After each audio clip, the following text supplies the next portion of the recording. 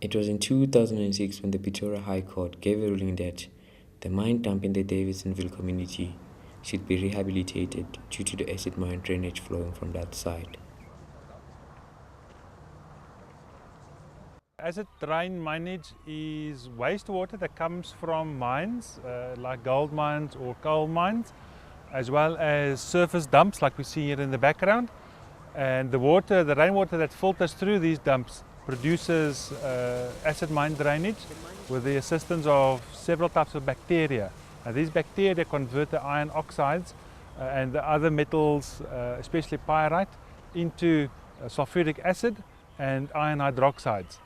Now, acid mine drainage then flows into the river systems and into the streams. The acid mine drainage has resulted in many of the receptor dams becoming radioactive dams. And this dam is possibly the most radioactive dam in South Africa.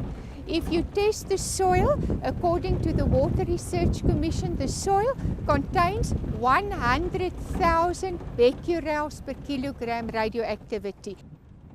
It has wiped out all biota, all fish, all life had been wiped out. It has irreversibly destroyed the ecosystem, and it has resulted in the receptor rivers such as the Wonderfontein-spruit and the Tweeloopie-spruit containing elevated levels of cadmium, copper, cobalt, zinc, arsenic and uranium. These are all human carcinogens, in other words heavy metals that cause cancer. Okay, here you can see how the acid mine drainage has killed the grass. It's totally dead.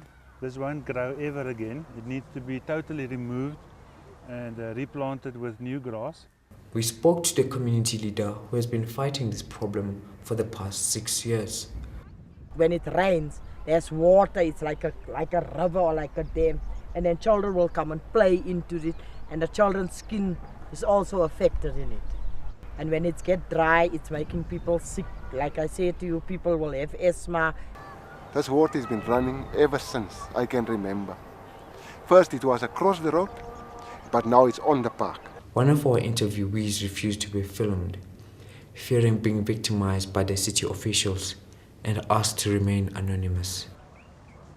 We've always known, but we never knew about the acid and that type of thing. What we could pick up was, our children playing in that sand or in the water when it was raining. Then you would find out the children's clothes would be discolored.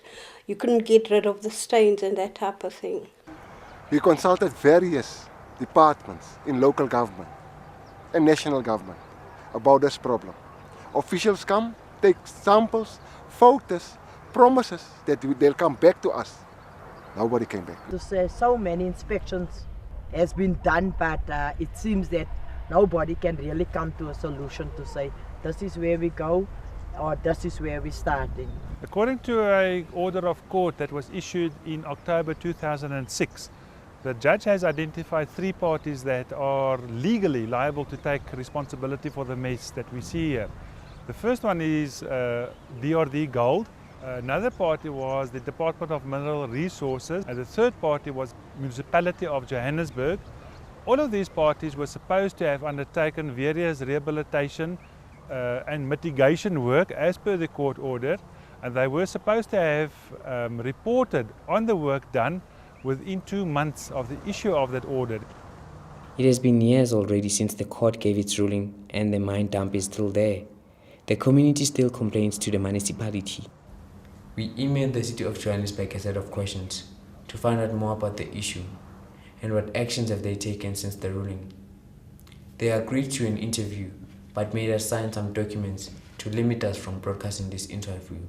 We then interviewed the environmental specialist from the City of Johannesburg.